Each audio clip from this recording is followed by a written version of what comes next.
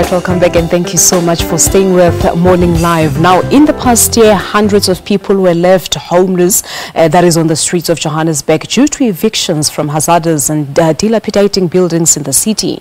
Some of the evictions were done without notice and ended up in violence as people and their belongings were thrown out on the streets.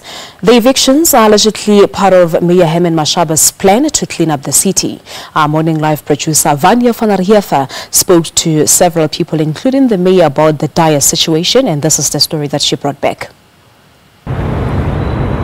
Johannesburg, also known as the City of Gold, is filled with old and dangerous buildings that are literally falling apart. The hundreds of residents living in these buildings face possible cold nights on the streets as the mayor vows to clean up the city, and this includes evictions. One of these residents is Betebile Manglele. Mama, you've been evicted too. You've been out in the streets and you ended up here. Tell us what happened. She says life has not been good during the duration of the time that she has taken living in this building. There is no electricity. There are no doors, no sanitation. One day, people came in and evicted us, but there was no alternative shelter but to live in the streets. For 3 days we did this. We had to get help from human rights lawyers to get back into the building. Why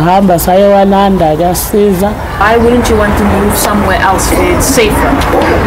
We are willing to move, only if they have found space for us. But we hear that there is no space. So I am suggesting to them that they fix the building that we are already occupying and let us live here.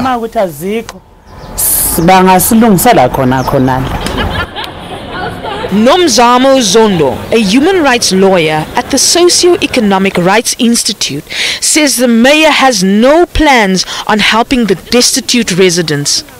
So in June, the Constitutional Court gave a ruling for the case for the occupiers of Kiribati. And in that ruling, the court made it clear that the municipality must come up with a plan and advise the court, the occupiers and the owner of which buildings they will use or which land we use to accommodate the occupiers of this building. On the 24th of July, the municipality failed to file that report and instead sent a letter advising that one of its systems had crashed. I mean, if you look at the conditions these people live under, it's fire hazards, no windows. I mean, it's just a safety risk. So look, the challenge is this. Most of these owners have one thing to say. They say, I don't want these people in my building. If you take them out of my building, I'll quite happily fix the fire hazards. I'll quite happily renovate the building.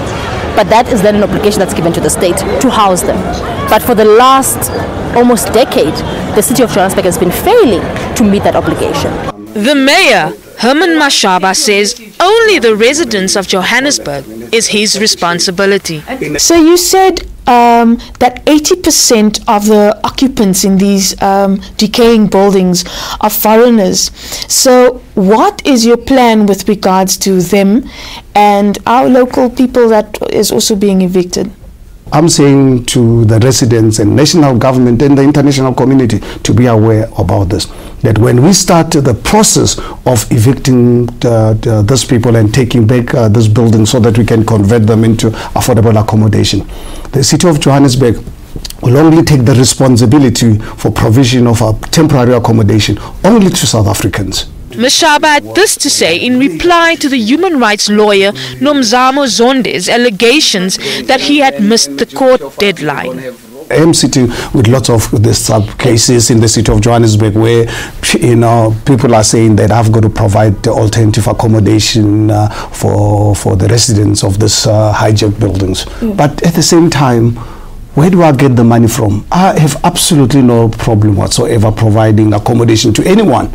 But at the end of the day, you cannot just give instructions without giving me the necessary resources. Greg Vermaak, the director of Vermaak and Partners, explained to us why these buildings were left unserviced and how it was occupied illegally. A lot of business left the inner city from about 1991, 1992 throughout the 90s.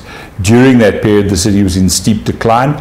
It was push factors out of fear, and pull factors in that the Sandton Council offered lower rates than the Johannesburg City Council. So a lot of business left the inner city. What happened in this time was that many owners, believing maybe that their buildings were no longer of any value, simply walked away from them. Many residents who occupy the dilapidated and decaying buildings in the Johannesburg CBD live in fear that they could be evicted at any moment and be destitute on the streets. Vania for Morning Live in Johannesburg.